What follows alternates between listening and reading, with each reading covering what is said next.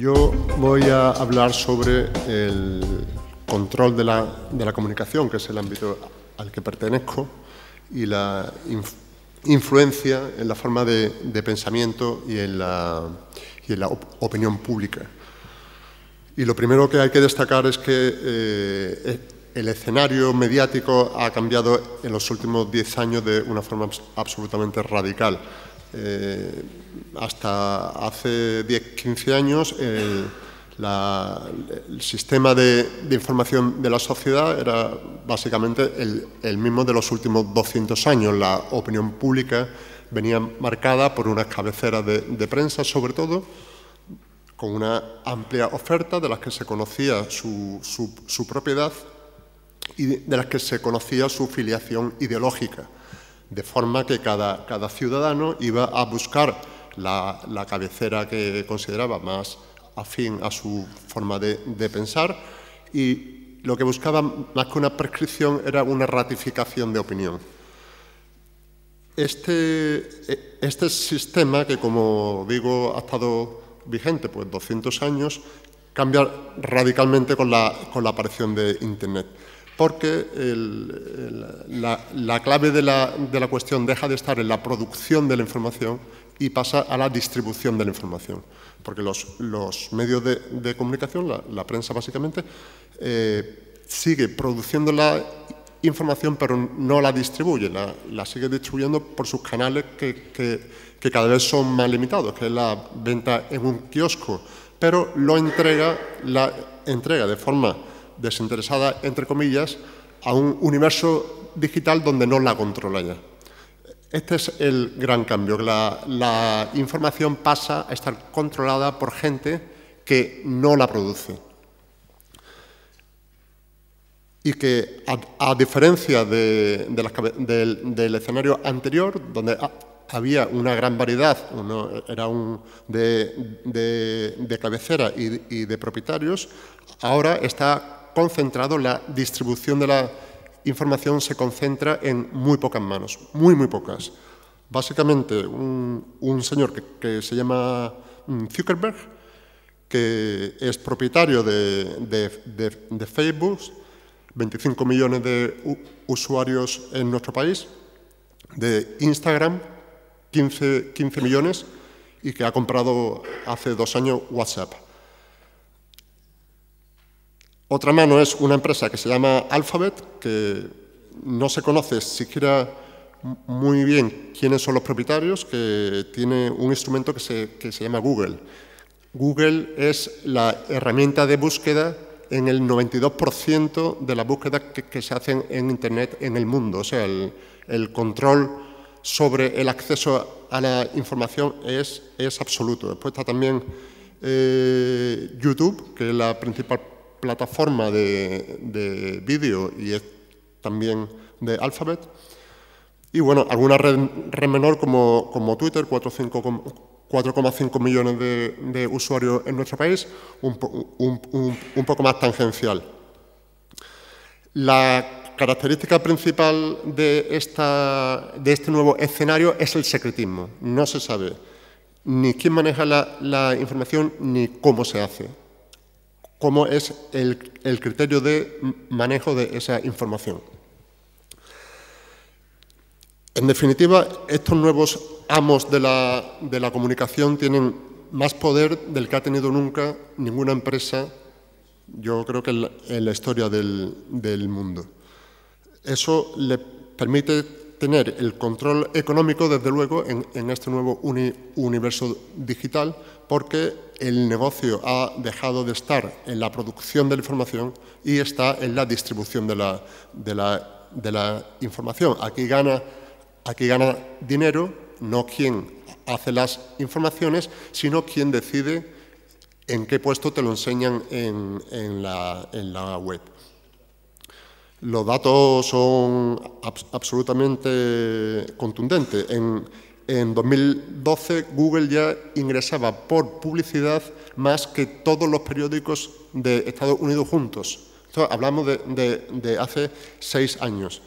En 2017, Google y Facebook acapararon el 84% de las inversiones digitales en Estados Unidos. O sea, es un monopolio absoluto, prácticamente absoluto. De hecho, el Tribunal de Competencia le ha sancionado reiteradamente, le ha puesto las multas más altas en la historia de este tribunal, pero, por supuesto, les compensa pagarla porque los beneficios son muchísimo mayores. Nos encontramos con la paradoja, y hablo ahora desde mi posición como trabajador en un medio de comunicación, un periódico local, que nos lee muchísima más gente de la que nos ha leído nunca. Nosotros estamos en 5 millones de usuarios únicos mensuales, que es una cifra de lectores que impensable hace 20 años, pero ganamos menos dinero, porque el dinero está en la distribución y está monopolizada, como he dicho, por estas manos, ¿no? Entonces, ellos tienen el control económico y tienen el control del mensaje, por lo tanto, el control del pensamiento, de la opinión pública, porque deciden lo que se puede leer, en qué prioridad, cuándo y cómo. ¿Cómo deciden esto? Todos nos preguntamos, cuando yo pongo resultado Betis Rayo Vallecano en Google, ¿cuál sale primero? ¿Porque sale primero el AS, o el Marca, o el ABC, o el País? Ellos dicen que se hace mediante logaritmos, que son unos logaritmos que, por cierto, no los conoce nadie, no son públicos, y que deciden, en función de la afinidad con el usuario, cuál es la información que se debe ofrecer. Esto es, cuando menos, un dogma de fe, porque no sabemos, ya digo, ni quién hace los logaritmos ni cómo funcionan. Después es falso, porque si tú pagas una campaña en Facebook, tu inserción sale mejor. Nosotros, en ABC, todos los periódicos, cuando tenemos una información que nos interesa que se difunda bien, se le paga una campaña a Facebook y aparece en vuestro muro. Eso no es casual, es porque está pagado. Ocurre igual con la peluquería de la esquina. Si quiere, pues paga y Facebook se lo pone en un target determinado de cliente que le interese. Luego, los logaritmos no es una cosa aséptica que decida la gestión de la información por una fórmula matemática, sino que hay un criterio humano detrás. Este traslado de la distribución de la información a este nuevo mundo digital implica, lógicamente, unos riesgos muy grandes, dado el monopolio de esa distribución en muy pocas manos. El primero es el control por los propios responsables de estas grandes empresas. Como estoy diciendo, no nos consta que la gestión de esa información sea objetiva. Se supone que la pueden manejar en función de sus intereses económicos o ideológicos o los que sean. El otro gran peligro que estamos viendo y que se habla mucho en los últimos meses son las fake news. Como han desaparecido los controles que había en los medios de comunicación, digamos, tradicionales, ahora todo el mundo tiene acceso a ese universo compartido que se gestiona por 4 o 5 manos. La generación de fake news es absolutamente libre. Hombre, cuando la información estaba controlada por las cabeceras de los periódicos, por las emisoras de radio, pues te podían colar alguna información falsa, pero había unos filtros que garantizaban una mínima credibilidad de las informaciones. Ahora cualquiera puede subir a Twitter o a Facebook, donde sea, una información falsa y eso sale exactamente igual que la información que saca El País. ¿Por qué se generan las fake news? ¿Por qué hay gente dedicada a crear informaciones falsas? Yo diría que por dos razones fundamentales. Una, por razones económicas. En la campaña de 2016 en Estados Unidos se descubrió que un grupo muy importante de las fake news que salieron relativas a Trump las hacía un chico de 17 años que vivía en un pueblo de Macedonia. El tipo era un tío ocurrente y lo que hacía es inventarse informaciones de mucho impacto, y cuando te empieza a entrar gente, a partir de un cierto tráfico te empiezan a entrar ingresos, porque la publicidad, Google o Facebook te pone ya un banner con una marca, y eso le generaba ingresos. Esa es una de las razones por las que se producen las fake news. La otra, lógicamente, es el interés, es por razones ideológicas, básicamente. Se están generando noticias falsas con un interés electoral o de simplemente apología ideológica. Lo hemos visto en las elecciones que ganó Trump, como he comentado antes, en el referéndum sobre el Brexit, en Cataluña con los conflictos del 1 de octubre, cuando se veían fotos de policía pegándole a manifestantes que eran de Ucrania o de países lejanos, y se distribuyeron con muchísimo impacto en la población, como si fuesen en Cataluña.